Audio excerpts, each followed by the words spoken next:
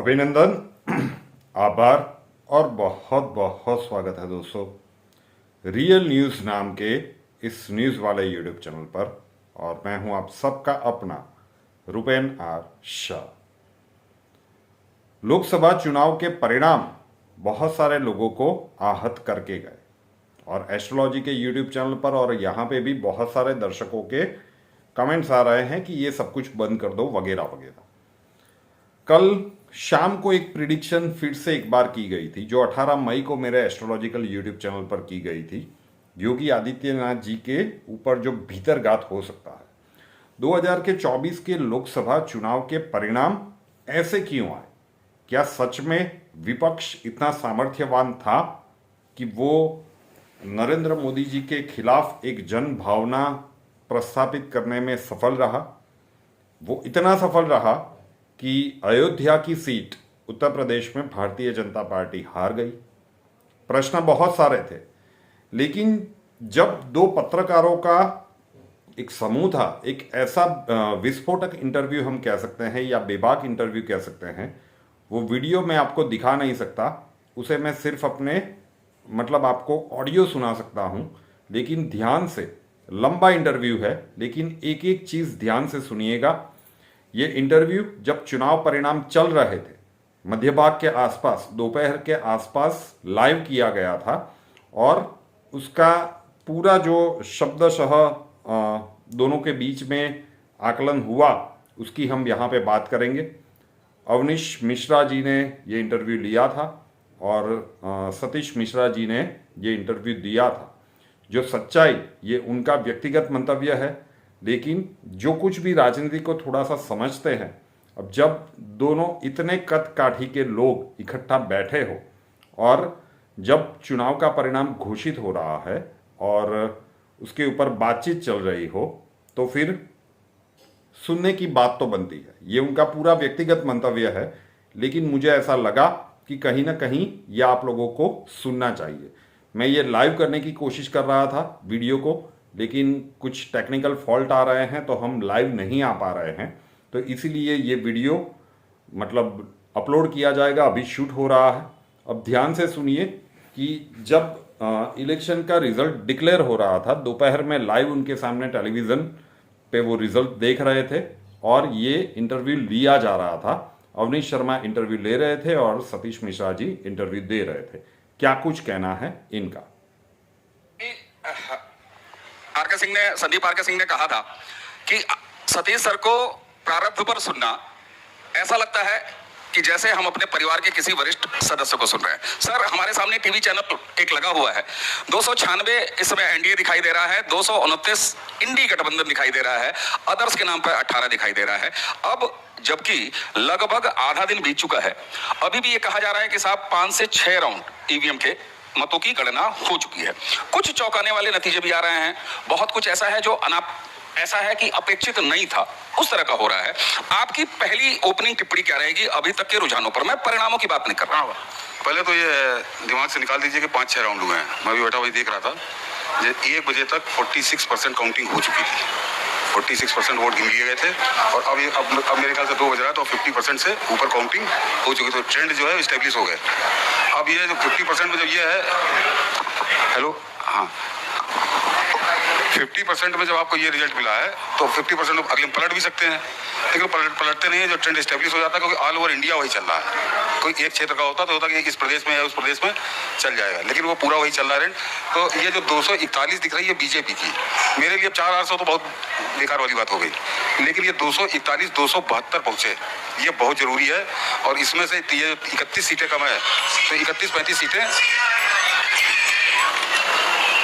ये 31 सीटें, ये बिल्कुल जैसे है ना कि जीवन रक्षक। अगर ये 31 सीटें नहीं आई तो ये फिर दिल को बहलाने को गालिब ख्याल अच्छा कि हम कई बातें कह सकते हैं, कई तर्क दे सकता हूँ, कोई मतलब नहीं। क्योंकि एक बात अच्छे से नोट कर लीजिए, अभी बड़ी बातें हुई कि अगर 272 हम नहीं पहुंचे तो प्रधानमंत्री नरेंद्र मोदी नहीं होंगे। ये जो कुछ भी, मैं बीच बीच में आपको रोक रहा हूं, ये इलेक्शन रिजल्ट्स जब आ रहे थे तब ये इंटरव्यू चल रहा था और जो कुछ भी बातें इस इंटरव्यू में इतनी बेबाक रूप से सतीश जी ने कही है और वो वर्षों से धरातल के साथ जुड़े हुए नेता रहे हैं। तो राजनीति की इनकी समझ के ऊपर तो प्रश्न चिन्ह लगाना मतलब सूरज को आईना दिखाने की बात होगी। ध्यान से सुनिए कि वो अपना मंतव्य प्रकट कर रहे थे और वो बातें जैसे ही चुनाव खत्म हुआ तो विपक्ष ने भी कहना शुरू कर दिया, लेकिन येन केन प्रकरण अभी भी सर्टेन नहीं है। मीटिंग हो चुकी है एनडीए की और जो एक एस्ट्रोलॉजिकल एनालिसिस हमने आज दोपहर को किया है कि नहीं बनेंगे तो साहब नरेंद्र मोदी साहब ही।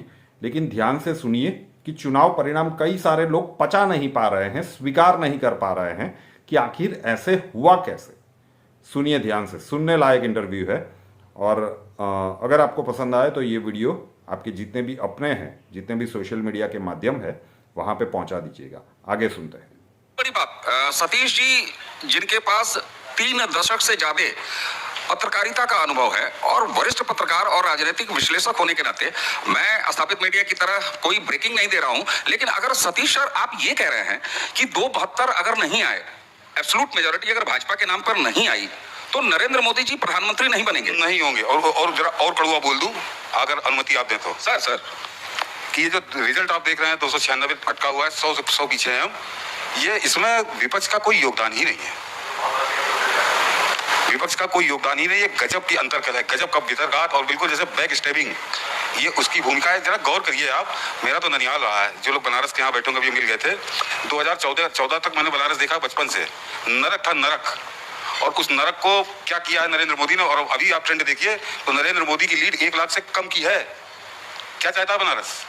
ये क्या चाहते हैं? तो बनारस की गलती नहीं है, उसमें कई भितरघात हैं। वो बोलना ठीक रहेगा, आपके मंच पे बोलूं कि ना बोलूं? नहीं, बिल्कुल आप बोलिए। मैं एक संकेत किए थे। बिल्कुल बोलिए। संकेत नहीं सर, आप यही शब्द का प्रयोग 18 मई को किया गया था कि भीतरघात की संभावनाएं हैं योगी आदित्यनाथ जी के राजनीतिक जीवन को डेंट लगाने के लिए। फिर कल शाम को वीडियो किया गया कि ये भीतरघात हो चुका है, ऐसा एस्ट्रोलॉजिकली प्रिडिक्ट किया गया था। मैं दोनों चीज़ों को सम्मिलित में, क्योंकि मेरे पास तो इतना डेटा है नहीं, जो अभी मैंने पूरा सुना है और उसके बाद ये मैं रिकॉर्ड कर रहा हूँ। मैं दिखा नहीं पा रहा हूँ क्योंकि ये यूट्यूब के टर्म से थोड़ा सा विपरीत हो जाएगा, लेकिन ध्यान से सुनिएगा कि क्या कह रहे हैं सतीश जी। साफ बोलिए कि आरएसएस ने खुलकर विरोध किया है।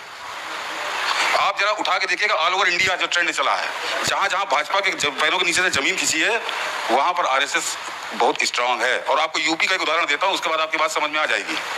पीलीभीत, मेनका गांधी और वरुण गांधी ने 30 साल वहां राज किया है। 30 साल मतलब 89 से समझिए 2024, 35 साल वहां पे उनका एक क्षेत्र चला। भाजपा कांग्रेस बसपा कोई मतलब नहीं था, और वहां पे फिर मतलब आरएसएस का भी नहीं था। जहां इतनी विपरीत हवा बह रही है उत्तर प्रदेश के अंदर, वहां पे जितिन प्रसाद 1 लाख की लीड ले चुके हैं 50% की काउंटिंग में। क्यों? क्योंकि वहां आरएसएस का कोई हस्तक्षेप है नहीं, वहां पार्टी आरएसएस के भरोसे नहीं थी। लोग आप देख लीजिएगा। और जितिन प्रसाद का पीलीभीत से कोई लेना देना नहीं। वो आदमी हमेशा इधर की उसने राजनीति की, शाहजहांपुर या धौरहरा, लखीमपुर, पीलीभीत से कोई मतलब नहीं। 5 महीने पहले आदेश मिला, वो आदमी लड़ने चला गया। मैं गया भी था पीलीभीत, देखूं वहां क्या है। तो वहां पे वरुण गांधी का था, और वरुण गांधी ने पूरी जोर लगा दिया था कि जितिन प्रसाद चुनाव हारे। लेकिन मैं देख रहा था 50% से कम की काउंटिंग में 1 लाख से ज्यादा की लीड। क्या कारण है? वहां पे कौन सा फैक्टर काम कर रहा है? जबकि मेनका और वरुण वहां जमकर विरोध कर रहे थे, बिल्कुल खुला विरोध था, कोई छुपा हुआ नहीं था। वो आदमी क्यों जीत रहा है? क्योंकि जितिन प्रसाद की कोई पर्सनालिटी पीलीभीत में नहीं थी। ये आप कहिए कि जितिन प्रसाद अपना कोई फैक्टर था? नहीं था। क्यों? क्योंकि वहां आरएसएस नहीं है। सर एक बहुत बड़ी लाइन आपने खींची है, और मैं अगर कोई जिन जगहों पे भाजपा का मतलब सफाया हुआ है, वो सब जगह वो है जहां पे आरएसएस बहुत स्ट्रांग थी। दर्शकों, ये बात सिर्फ जुमला नहीं है, आप इसका अभी तक जो रुझान दिखाई दे रहे हैं, इससे मिलान करिए। और मैं सतीश सर की बात को वहां ले जाके जोड़ने की कोशिश करूंगा कि जब भारतीय जनता पार्टी के अध्यक्ष जेपी नड्डा साहब एन चुनाव के दौरान, और तब जबकि लगभग अगर मैं ठीक हूं तो 4 राउंड के वोट पड़ चुके थे, और तब उनका एक बयान आता है कि आरएसएस यानी राष्ट्रीय स्वयंसेवक संघ और भारतीय जनता पार्टी के रास्ते अलग हैं। इन दोनों का कोई अंतर संबंध? क्या भारतीय जनता पार्टी एक राजनीतिक पार्टी के रूप में ये समझ गई थी? ये पैन इंडिया मैसेज था। ये पैन इंडिया मैसेज था। और जो नरेंद्र मोदी की थोड़ी बैकग्राउंड अगर आप जाएंगे तो 2012 का चुनाव तो गुजरात का था। तो 2012 के चुनाव में अवनीश जी, मैं 1 हफ्ते गुजरात में था और पूरा गुजरात में दौरा कर रहा था, और वहां पर खुलकर आरएसएस विरोध कर रही थी। और अगर आप जिनकी थोड़ी रुचि हो तो गुजरात का जो चुनाव हुआ था उससे 4 महीने पहले नरेंद्र मोदी नागपुर गए थे, और वो यही शिकायत लेके गए थे कि खुलकर विरोध कर रहे हैं पूरे गुजरात में, कोई मतलब कोई ढका छुपा नहीं, खुलकर विरोध है। प्रवीण तोगड़िया उसको लीड कर रहे थे। तो उनको एक जवाब दिया गया था कि इस विरोध के बावजूद अगर जीत के आओगे तो 2014 में उम्मीदवारी होगी तुम्हारी। उनके विरोध के बावजूद वो जीत कर आए थे। और ये खटक क्यों रहे थे? अब जो लोग बैठे हैं अनुभवी वरिष्ठ हैं, उससे खटक क्यों रहे थे? एस जयशंकर, अश्विनी वैष्णव, निर्मला सीतारमण, इनमें से कोई भी आरएसएस बैकग्राउंड नहीं है और ये बर्दाश्त नहीं है जो वहां बैठे हैं नागपुर में। मैंने कहा मैं कड़वा बोलूंगा जो बर्दाश्त नहीं होगी, क्योंकि सीसीएस में ये लोग बैठेंगे। और ये तो ये मेरे लिए पहला अनुभव नहीं है। ये 2024 में जिनको भूल गए हो जो लोग, तो याद दिला दूं कि आज से 20 साल पहले इसीलिए अटल जी की बलि ले ली गई थी। अटल जी चुनाव नहीं आ रहे थे, कांग्रेस को भी तो 142 सीटें मिली थी, तो ऐसा नहीं था बहुत अंतर था। हमारी 138 थी, लेकिन 138 142 वो क्यों हुई थी? तो केवल अटल जी रास नहीं आ रहे थे वहां बैठे लोगों को। कारण क्या है? केवल चौधराहट, जो चौधरी होती है ना, मेरे कहे के हिसाब से होना चाहिए, जो मैं कहूँ वो हो। एस जयशंकर अपनी जिंदगी में कभी विदेश मंत्री नहीं बन सकते थे अगर आरएसएस की चलती। निर्मला सीतारमण फाइनेंस मिनिस्टर नहीं हो सकती थी अगर आपको अटल जी की सरकार याद हो, तो अटल जी सर पटक के रह गए थे, लेकिन वो जसवंत सिंह को फाइनेंस मिनिस्टर बनाना चाहते थे, नहीं बना पाए थे। उनकी पहली चॉइस थी, तो खुलकर आया था मीडिया में, क्योंकि चौधरी लोगों को पसंद नहीं था। और उन्होंने नरेंद्र मोदी को हैसियत बतानी थी, एक ईगो क्लैश था ये कि तुमको तुम्हारी हैसियत बता देंगे, तो उन्होंने हैसियत बता दी। सर, आरएसएस जो मातृ संगठन और भारतीय जनता पार्टी की फिलॉसफी जहां से निकल के आती है, ऐसे में आपकी जो भी बात है उसका एक धरातल है। और धरातल में फिर जेपी नड्डा साहब को कोट करूंगा, आखिर उन्होंने खुल के ये क्यों कहा कि हमारे रास्ते अलग हैं? अगर कोई भी दर्शकों ये समझे कि ये बात हवा हवाई है, तो मैं उनसे ये सवाल पूछूंगा कि साहब, जेपी नड्डा साहब का बयान क्या था और क्यों था कि रास्ते अलग हैं? अगर रास्ते अलग हैं और रुझान इस तरह से अभी तक आ रहे हैं, तो क्यों ना इस पर सवाल उठाया जाए? और जैसा सतीश सर आप कह रहे हैं, तो कुछ कड़वी बातें और कही हैं, बहुत मीठी बातें हो चुकी हैं। अभी और बता रहा हूँ कि मेरी बातों का एसिड टेस्ट आपका हो जाएगा। आप जहाँ रहते हैं, जहाँ कहीं वोट होगा ना आपका, कौन पन्ना प्रमुख आपके यहाँ आया?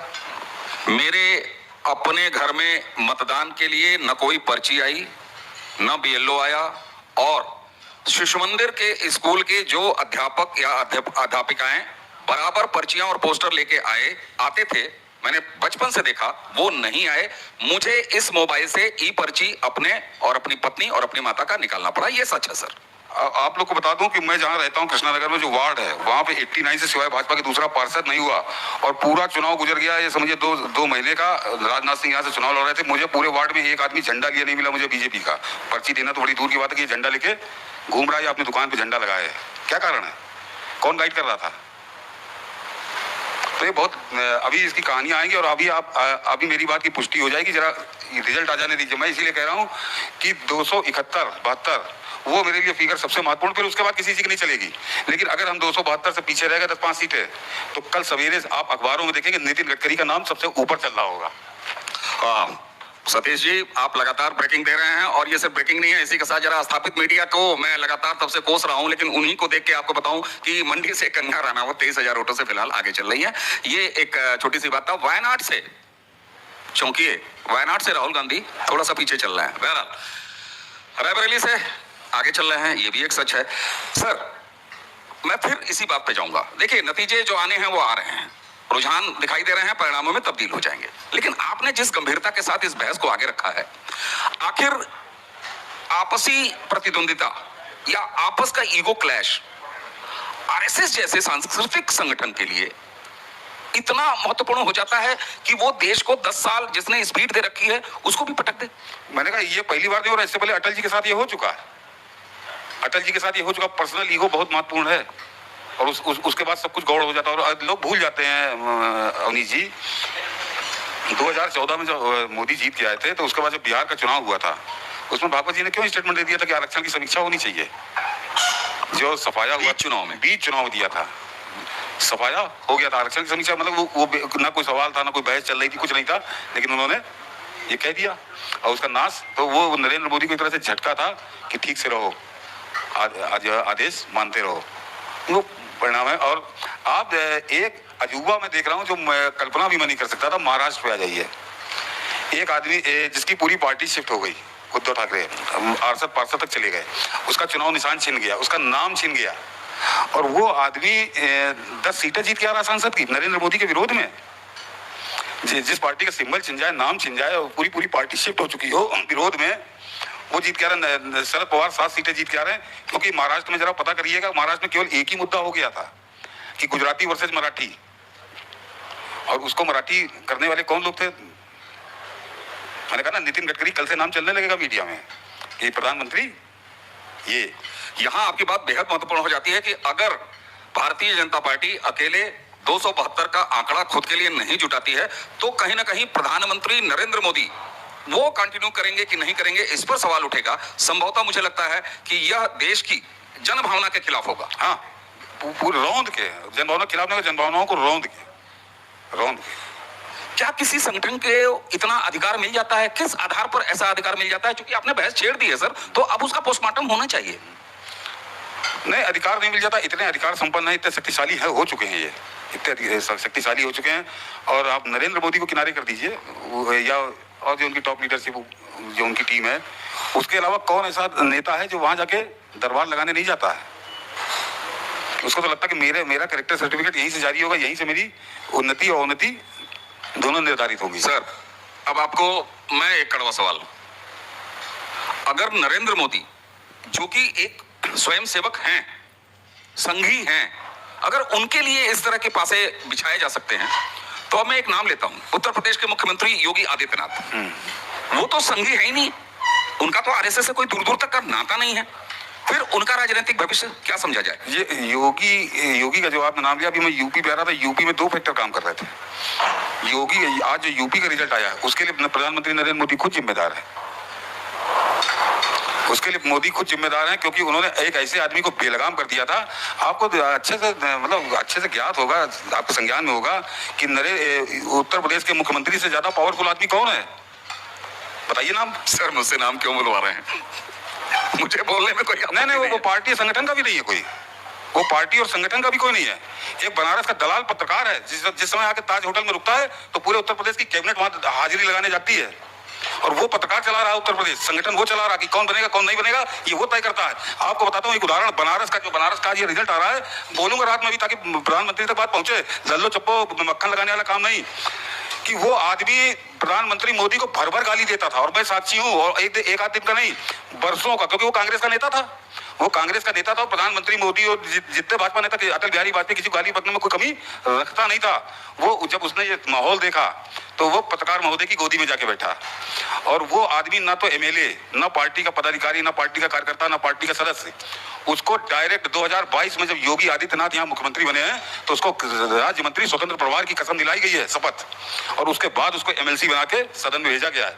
और केवल किसी से पूछ लीजिए, केवल वो पत्रकार महोदय की सिफारिश पे, क्योंकि पत्रकार महोदय ने कह दिया था कि होना है। तो जब इस तरह से सरकार चलेगी, इस तरह से संगठन चलेगा, तो परिणाम यही होगा जो आपको दिख रहा है।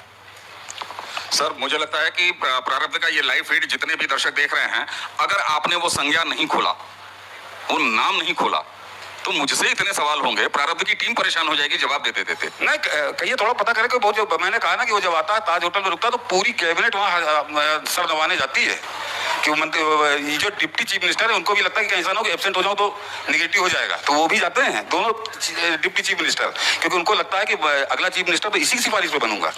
सतीश सर, पूरे चुनाव में मैंने भी, अरे बोले दे रहा हूँ, फिर बेधड़क बोलता हूँ, हेमंत शर्मा जो दिल्ली में बैठे हो उनको वो अच्छे से जानते होंगे। अवनीश पी शर्मा दोहरा रहा है ये नाम, हेमंत शर्मा, और सतीश मिश्रा सर अगर ये बात कह रहे हैं तो पूरे आधार के साथ कह रहे हैं, पूरे अधिकार के साथ कह रहे हैं, और ये कहने का धरातल तैयार वहां से हो रहा है जो आपको अभी तक रुझानों में दिखाई दे रहा है। सर, एक चीज बताइए, कहा गया कि ये चुनाव जनता लड़ रही है। मैंने लगभग 1.5 दर्जन लोकसभा क्षेत्रों में पर्सनली मैं घूमा, प्रारब्ध के दर्शक इस बात के गवाह हैं, फील्ड से आप सभी को वीडियो देखने को मिला, मैं लगातार फील्ड में घूमता रहा, 1.5 पौने 2 दर्जन के लगभग मैंने सीटें घूमी। सर, वाकई जनता चुनाव लड़ रही थी? नहीं, जनता लड़ रही है, जनता लड़ रही है, और पूरी मजबूती के साथ नरेंद्र मोदी के साथ खड़ी है। उसका कारण बता दूं कि जरा पिछला बार 2019 का चुनाव निकालिए, 37.6% वोट था भाजपा को, इतनी बुरी हालत में भी 39 पॉइंट कुछ है वोट, यानी पिछली बार से 2% वोट ज्यादा है। तो जनता ने साथ नहीं छोड़ा, जनता ने नरेंद्र, और वो केवल मोदी के नाम पर वोट पड़ रहा है, इसमें कोई संदेह आप नहीं कर सकते। तो जनता तो साथ में खड़ी है, लेकिन जो अलग गोलबंदी हुई उसका ये नतीजा है। और मैं अभी भी आशावान हूँ कि अभी 50% वोट काउंटिंग हुई है, 50% अभी इंतजार करिए। बिल्कुल। और स्थापित मीडिया को कोसने के साथ ही साथ एक बार फिर स्थापित मीडिया का सहारा लेते हुए मैं बात देता हूँ, एनडीए इस समय जो संख्या दिखाई दे रही है वो 300 की टैली दिखाई दे रही है, जहां वो लीड कर रहे हैं। 225 की टैली दिखाई दे रही है इंडी गठबंधन की इस लिहाज से। और यहां से जो कुछ भी परिदृश्य अभी तक दिखाई दे रहा है वो किस तरफ जा रहा है ये साफ तौर पर, और बहस एक दूसरे तरफ चली आई है। मैं चाहूंगा कि हमारी जो एडिटिंग टीम है, आप दर्शकों को ये हिस्सा अलग से देखने को मिलेगा इस लाइव के बाद, क्योंकि ये बहस बिल्कुल दूसरी तरफ जा रही है और बेहद गंभीरता से जा रही है सतीश सर के साथ। सर, जनता चुनाव लड़ रही थी, नरेंद्र मोदी हर सीट पे चुनाव लड़ रहे थे। ये भी मैंने देखा कि नरेंद्र मोदी और उनके वोटर के बीच में यहां तक कोई विपक्ष तो छोड़ दीजिए सर, खुद भारतीय जनता पार्टी का प्रत्याशी तक नहीं था। लोगों ने, मैंने यही लखनऊ की सीट पर कद्दावर राजनाथ जी चुनाव लड़ रहे थे, मेरी पर्सनली बहुत सारे लोगों से बात हुई, उन्होंने कहा कि साहब लोकल कैंडिडेट की बात मत करिए, ये चाहे लखनऊ जैसा महानगर हो या संत कबीर नगर जैसा कोई छोटा सा जिला हो, वहां भी लोग कह रहे थे कि साहब हमारे लोकल कैंडिडेट का नाम मत लीजिए। लोगों ने फूल देखा। ऐसे में ये बड़े संगठन, ये बड़े लोग, ये तमाम अधिकार संपन्न लोग इस तरह की साजिश अगर करते हैं, मैं साजिश शब्द का इस्तेमाल कर रहा हूं, क्या ये भारत की 141 करोड़ जनता की जन आकांक्षाओं के साथ छल नहीं है? बिल्कुल छल नहीं है, बिल्कुल पीठ में छुरा मारा है, पीठ में छुरा मारा है। और जरा आप यूपी के संदर्भ में समझिए कि अखिलेश यादव की जो आप देख रहे हैं सीटें क्यों है भाई। ये आदमी, अब जरा मैं 4-5 चीजें गिनाई देता हूँ कि ये आदमी 5 साल के शासनकाल के बाद ये सीएजी की रिपोर्ट की 97,000 करोड़ रुपए का हिसाब किताब नहीं है, ये लिखा पढ़ी में सरकारी दस्तावेजों में है।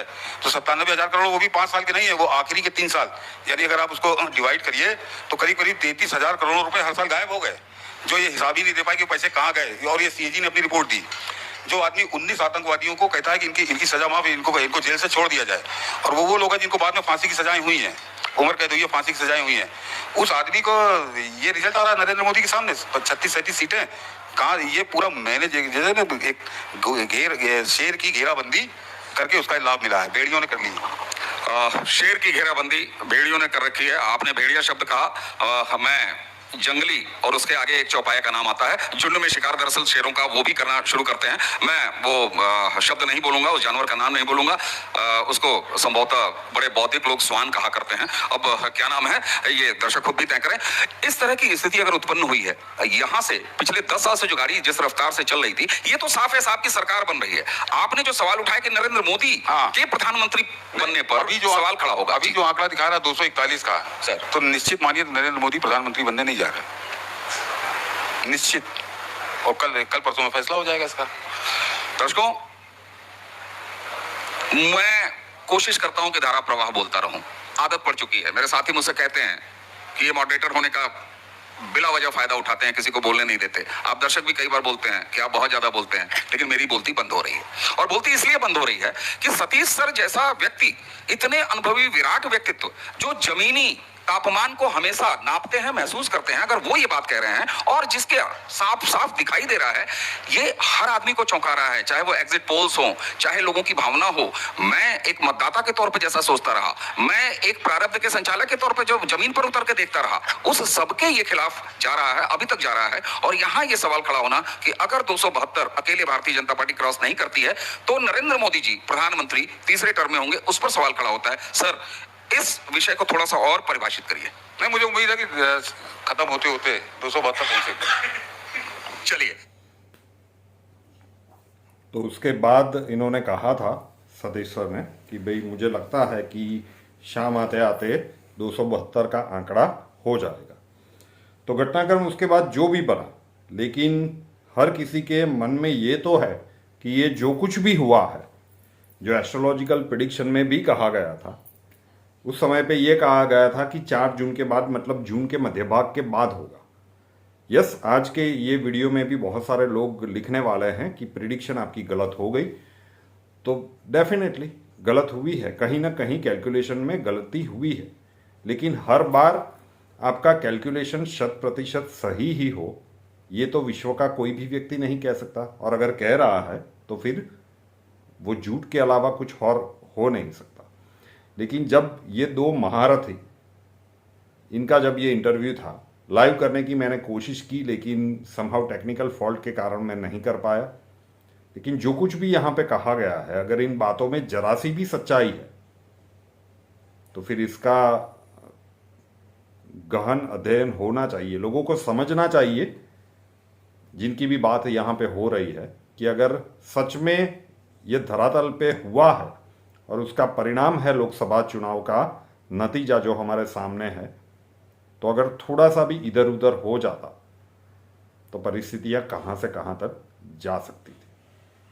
रियल न्यूज़ नाम के इस यूट्यूब चैनल को अभी तक सब्सक्राइब नहीं किया है तो कर लीजिए, साथ वाला बेल आइकॉन दबा दीजिए और उसके बाद 3 ऑप्शंस आएंगे, ऑल के ऊपर क्लिक कर दीजिएगा ताकि हर नए वीडियो की नोटिफिकेशन आपको सबसे पहले मिलते रहे। नए वीडियो के साथ फिर मिलेंगे। जय हिंद।